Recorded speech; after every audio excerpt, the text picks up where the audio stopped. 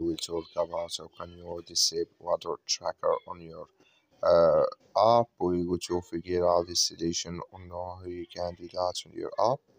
So you just follow this ways, then it's going to work with you. So all you have to do, so you just go down, you click here on me down here, you just click here on me. So then it's going to take you to this list, it's going to show for you like this here. Then all you have to do now, just go here above this sign, click on it. So then it's going to take you to next zip here, it's going to show for you like this. Click here on statistics here, settings, just click on it here. Then you come to next zip here, just go down. You come here to water tracker here, just click in this sign or this color.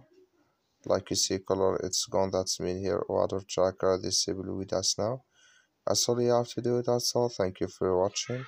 Don't forget to support us by liking, subscribe.